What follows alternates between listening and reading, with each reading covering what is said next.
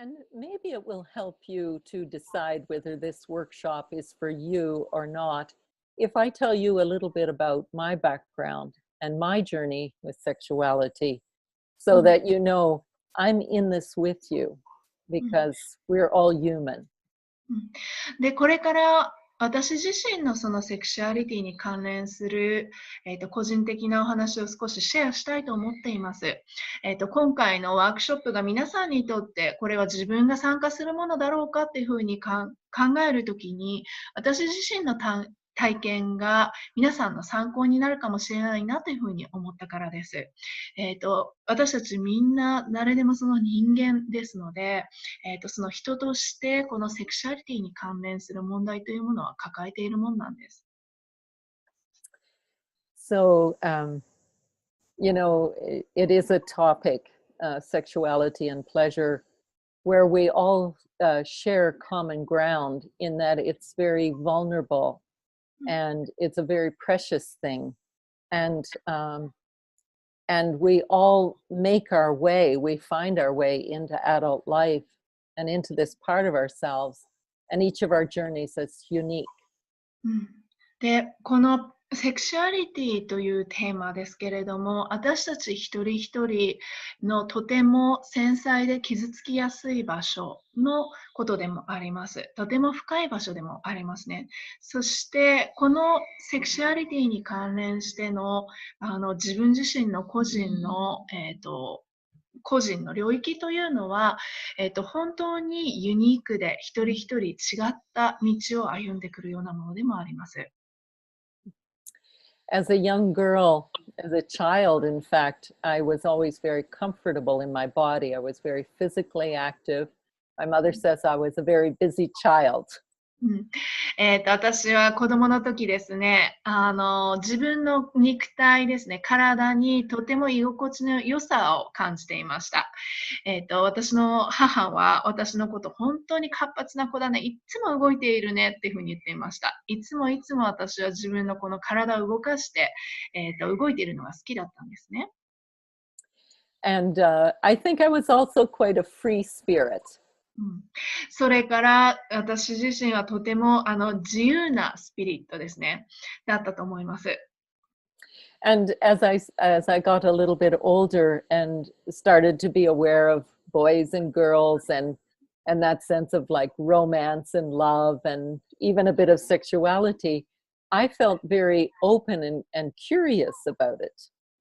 それからもう少し大きくなっていって、その様々な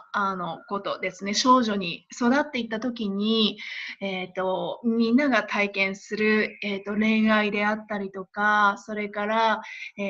自分の性に関して興味を持っていくことであったり、異性に興味を持っていくことであったり、でそういったとき私自身はとてもオープンでした。たくさんの好奇心を持っていたんです。But I was raised in a rural family and a very strict religious family and community. でもですね、私が育った家庭というのが、とてもこのルール、規則に厳しく、そして宗教的なところでも厳しい家庭の中で育ったんですね。And it was an atmosphere where sexuality was sort of secretive and there was an element of shamefulness about it. そのような環境の中で、セクシュアリティというのは秘密のことで、そしてそれは何かこの恥に関連する、その恥の感情が感じられるような、そういったものだというような環境だったんですね。And so it was difficult as a child to kind of marry these two things that were going on, my own openness to my body and sexuality, and yet these very strict rules and a very repressive kind of energy that was in my community. で、子供の私としてはこの2つ、つまり自分の体やそれからセクシュアリティに関してとてもオープンであるということ、その、一方の側面と、それから、コミュニティの中にあるこのようなそのセクシュアリティというものに対しての抑圧的な、秘密的なそういった雰囲気ですね。この2つを、統合させるということが難しかったんですね。And as a teenager and even as a young adult, even among my friends, we didn't really talk about it. And it was very hard to get information. And it was hard to really learn about sexuality in this kind of a culture, which I think is not uncommon. そしてその後ですね、思春期、それからヤングアダルトの、ところまでその成長してきた時もですね、そのような雰囲気の中で、友達同士で様々な、話をしたり、それから情報を得たりっていうことすら非常に難しかったんですね。And I think in particularly maybe more as a woman, as a young girl and as a young woman, it was kind of was considered really not proper to be interested in sexuality or to be a free spirit around that. そして大人になってからも、このセクシュアリティに関して自分が興味を持っているっていうこと自体も、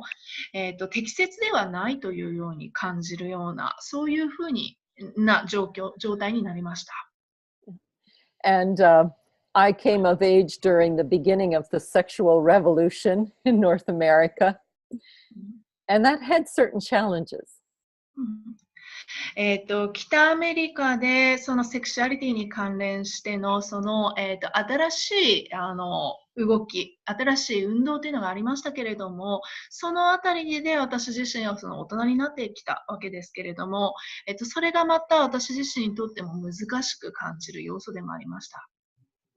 And it left, I think, a lot of young women and maybe some men too in this dilemma where in the past you weren't allowed to say yes and you weren't allowed to be enthusiastic. And then we quickly shifted to you weren't to say no and everything was supposed to be okay. ですので、この時期ですね、若い女性、女性だけではなく男性もそうだったと思いますけれども、多くの人がジレンマを感じていたと思います。その運動が大きくなる前は、このセクシュアリティに関して、イエスということが、許されていないような感じだったんですね。でも突然、今度はイエスと言わないことが許されないような状況。あらゆることは OK なんだというふうに大きく、真逆に変わってしまったんですね。And so I developed, socially and sexually in a very much a trial and error. There really wasn't much support or good guidance about how to navigate those early sexual years.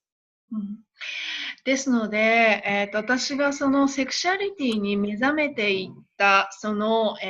初期の頃ですね、私が若かった頃、本当にどのような方向に行ったらいいのかという、その誰かがこのナビゲートしてくれるとか、方向を示してくれるというようなものがなかったわけです。And this, of course, was many years before I became a path worker. I'm talking now about my 20s. But 今お話ししてたのは、パスワークに出会う前のことですね。20代前半のことです。but I survived it. and I felt like I came out of my 20s feeling like a relatively comfortable and mature person, if you can say that for a 30-year-old, about my sexuality, and that I had learned a lot, even though I'd learned a lot of things the hard way. それからですね、なんとかそういったところを、生き抜いてきて、そして30代、ある意味でその成熟したそのセクシュアリティというのを持つようになったというふうに言うことが言えるでしょう。その成熟したというのはたくさんの、大変な方法ですね。様々なその痛みや葛藤やそれから問題、そういったものを、体験した後に得たそういう成熟ですけれども。And then, for many, many years, for 25 years, I was in a long-term marriage. I got married, I had my family,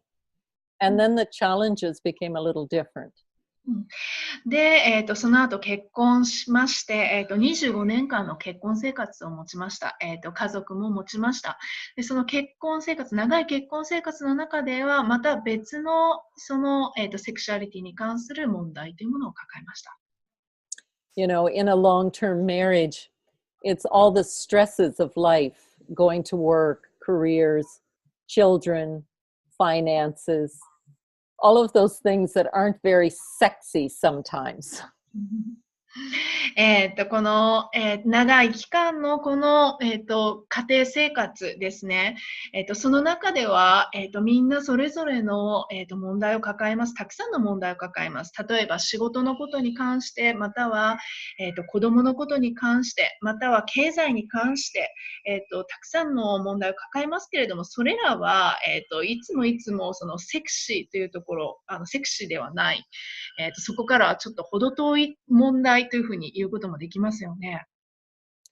But in a long-term relationship, what we're really doing is learning how to love another person. でも長い結婚生活の中で、そういった関係性の中で私たちが何をしているかというと、その、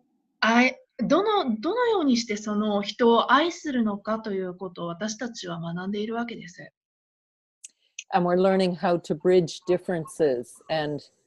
compromise and really work together.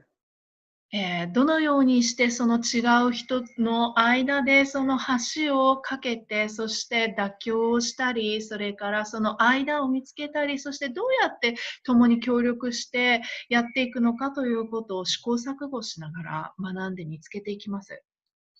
And and in the midst of all that, one of the challenges is how to keep the intimacy and the sexuality alive. で、そのような、中で、真っ只中で、一つの問題として、どのようにして、このセクシュアリティ、親密なセクシュアリティのある関係性を持っていくのかということですね。